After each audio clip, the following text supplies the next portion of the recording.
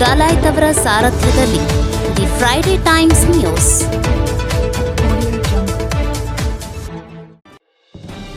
ಜನವರಿ 19ರಿಂದ 25ರವರೆಗೆ ಜಿಲ್ಲೆಯಲ್ಲಿ root March. SP ಮಾಹಿತಿ. ಜನವರಿ 19ರಿಂದ 25ರವರೆಗೆ ಜಿಲ್ಲೆಯಾದ್ಯಂತ ರೂಟ್ ಮಾರ್ಚ್ ನಡೆಸಲು ಆರ್ಎಎಫ್ ತಂಡ ಈಗಾಗಲೇ ನಗರಕ್ಕೆ ಆಗಮಿಸಿದ್ದಾರೆ. ಇದೊಂದು ವಿಶೇಷ ಕಾರ್ಯಕ್ರಮವಾಗಿದ್ದು, ಜಿಲ್ಲೆಯಾದ್ಯಂತ ಪ್ರಮುಖ ಸ್ಥಳಗಳಿಗೆ ತೆರಳಿ ಅಲ್ಲಿನ ವಾತಾವರಣದ ಬಗ್ಗೆ ಮಾಹಿತಿ ಪಡೆಯಲಾಗುತ್ತದೆ. ಹೊರಗಡೆಯಿಂದ ಕರ್ತವ್ಯಕ್ಕೆ ಬಂದಾಗ ಅಪರಿಚಿತ ಆಗಬಾರದು ಎನ್ನುವ ಉದ್ದೇಶದಿಂದ ಈ ಕಾರ್ಯಕ್ರಮ ಏರ್ಪಡಿಸಲಾಗಿದೆ. ಅವರಿಗೆ ನಮ್ಮ ಜಿಲ್ಲಾ ಪೊಲೀಸ್ ಇಲಾಖೆಯಿಂದ ಸಂಪೂರ್ಣ ಬೆಂಬಲ ನೀಡಲಾಗುವುದು ಎಂದು ಎಸ್ಪಿ ಬಿಎಸ್ ನೇಮಗೌಡ ಮಾಹಿತಿ ನೀಡಿದರು. ನಗರದ ಶಹರ ಪೊಲೀಸ್ ಠಾಣೆಯಲ್ಲಿ ಪತ್ರಿಕಾಗೋಷ್ಠಿ ನಡೆಸಿ ಅವರು ಮಾತನಾಡಿದರು. ಸಿಆರ್ಪಿಎಫ್ನ 80 ಸೈನಿಕರು ಹಾಗೂ 7 ಜನ ಮಹಿಳಾ ಸೈನಿಕರು ಆಗಮಿಸಿದ್ದು, ಜಿಲ್ಲೆಯ ಎಲ್ಲ ತಾಲೂಕುಗಳಲ್ಲಿ ರೂಟ್ ಮಾರ್ಚ್ ನಡೆಯಲಿದೆ.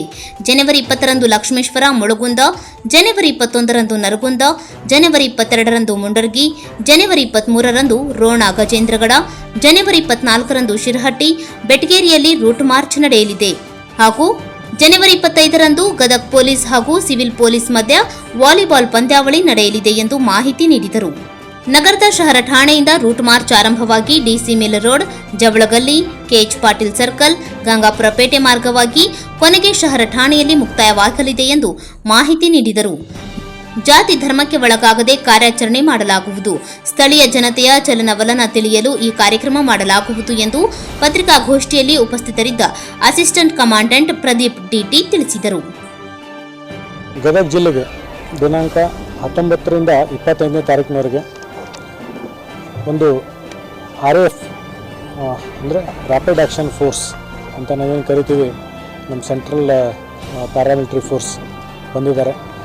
ಇದು ಒಂದು ವಿಶೇಷವಾದ ಕಾರ್ಯಕ್ರಮ. ಏರಿಯಾ ಫ್ಯಾಮಿಲರೈಸೇಷನ್ ಅಂಥೇಳಿ ಒಂದೊಂದು ಜಿಲ್ಲೆಗೆ ಒಂದೊಂದು ಈ ಥರ ಏನು ಕಂಪ್ನಿಗಳು ಬಂದು ಜಿಲ್ಲೆಯಾದ್ಯಂತ ಎಲ್ಲೆಲ್ಲಿ ಪ್ರಮುಖ ಸ್ಥಳಗಳಿದೆ ಅಲ್ಲೆಲ್ಲ ಸಂಚರಿಸಿ ಆ ಏರಿಯಾ ಬಗ್ಗೆ ವಿಶೇಷವಾದ ಜ್ಞಾನವನ್ನು ಪಡೆದುಕೊಂಡು ಅಲ್ಲಿಯೇ ಜನರ ಒಂದು ಮಾಹಿತಿಯನ್ನು ಪಡೆದುಕೊಂಡು ಹೋಗುವಂಥ ಒಂದು ಕಾರ್ಯಕ್ರಮ. ಈ ದಿವಸ ನಾವು ಪ್ರಥಮವಾಗಿ ಗದಗ ಶಹರದಲ್ಲಿ ಒಂದು ರೂಟ್ ಮಾರ್ಚ್ ಮಾಡುವ ಮುಖಾಂತರ ಈ ಒಂದು ಕಾರ್ಯಕ್ರಮವನ್ನು ಪ್ರಾರಂಭಿಸ್ತಾ ಇದ್ದೀವಿ.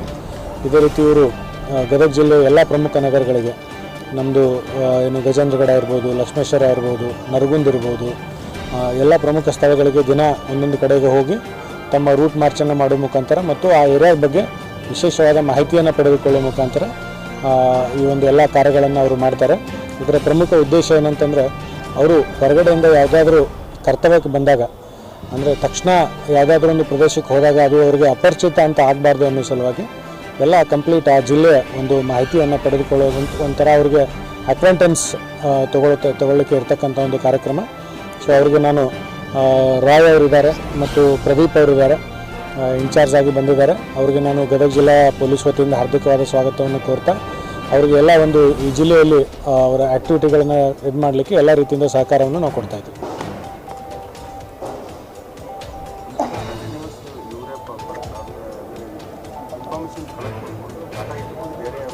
ಹಾಂ, ಅದು ಡಿಪೆಂಡ್ಸ್. ಈಗ ಏನಾದರೂ ಫ್ಯೂಚರಲ್ಲಿ ಬೇಕಂದಾಗ ಇವ್ರನ್ನೇ ಕೂಡ ಡೆಪ್ಲಾಯ್ ಮಾಡ್ಬೋದು, ಅಥವಾ ಇವ್ರ ಹತ್ರ ಏನು ಇವ್ರು ಎಕ್ಸಸೈಸ್ ಮಾಡಿರ್ತಾರೆ ಎಲ್ಲ ಡಾಕ್ಯುಮೆಂಟೇಷನ್ ಇರ್ತೈತೆ ಅವ್ರ ಇದರಲ್ಲಿ. ಸೊ ನೆಕ್ಸ್ಟ್ ಬರೋದು ಕೂಡ ಅದನ್ನ ಅವ್ರು ಹ್ಯಾಂಡ್ ಓವರ್ ಮಾಡ್ತಾರೆ. ಗದಗ ಜಿಲ್ಲೆ ಹೇಗಿದೆ, ಜಿಯೋಗ್ರಫಿಕಲ್ ಇದು ಹೇಗಿದೆ, ಪಾಪ್ಯುಲೇಷನ್ ಹೇಗಿದೆ, ಆಮೇಲೆ ಯಾವ ರೀತಿ ಸ್ಪ್ರೆಡ್ ಔಟ್ ಆಗಿದೆ ಎಲ್ಲ ಒಂದು ಇನ್ಫಾರ್ಮೇಷನ್ ಇಟ್ಕೊಂಡಿರ್ತಾರೆ. ಯಾಕಂದರೆ ಅವರು ಡೇ ಟು ಡೇ ಲೈಫಲ್ಲಿ ಇದರಲ್ಲಿ ಸಿವಿಲ್ ಇದರೊಂದಿಗೆ ಟಚ್ ಇರೋಂಗಿಲ್ಲ ಅವರು. ಸೊ ಇಲ್ಲಿ ಬಂದು ಹೋಗೋದ್ರಿಂದ ಅವ್ರಿಗೂ ಎಲ್ಲ ಸ್ಟಾಫ್ ಮತ್ತು ಆಫೀಸರ್ಸ್ಗೆ ಅವ್ರಿಗೂ ಕೂಡ ಒಂದು ಹೇಗೆ ಇಲ್ಲಿ ಇರುತ್ತೆ ಅನ್ನೋದು ಒಂದು ಮಾಹಿತಿ ಸಿಗುತ್ತೆ.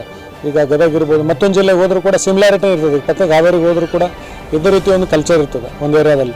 ಸೊ ಆ ಏರಿಯಾದಲ್ಲಿ ಎಲ್ಲ ಹೋದರೂ ಕೂಡ ಅವ್ರಿಗೊಂದು ಐಡಿಯಾ ಬರ್ತದೆ. ಯಾವಾಗಲೂ ಅವರು ರಿಸರ್ವ್ಡ್ ಫೋರ್ಸ್ ಇರೋದ್ರಿಂದ ಸೊಸೈಟಿ ಜೊತೆಗೆ ಜಾಸ್ತಿ ಇದು ಇರೋದಿಲ್ಲ, ಸೊ ಟಚ್ ಇರೋದಿಲ್ಲ. ಸೊ ಈ ರೀತಿ ಇರೋದ್ರಿಂದ ಒಂದು ಫ್ಯಾಮಿಲರೈಸೇಷನ್ ಆಗ್ತದೆ, ಹೇಗಿರ್ತದೆ, ಹೇಗೆ ಜನರ ಒಂದು ನಡವಳಿಕೆ ಹೇಗಿರ್ತದೆ ಎಲ್ಲವನ್ನು ತಿಳ್ಕೊಂಡು ವಿವರವಾದ ಅಧ್ಯಯನ ಮಾಡ್ಕೊಂಡು ಅವರು ಒಂದು ಅವರಲ್ಲಿ ಇಂಟರ್ನಲ್ ರಿಪೋರ್ಟ್ ಕೂಡ ಸಬ್ಮಿಟ್ ಮಾಡ್ಕೊಳ್ತಾರೆ. The Friday times news Gadag.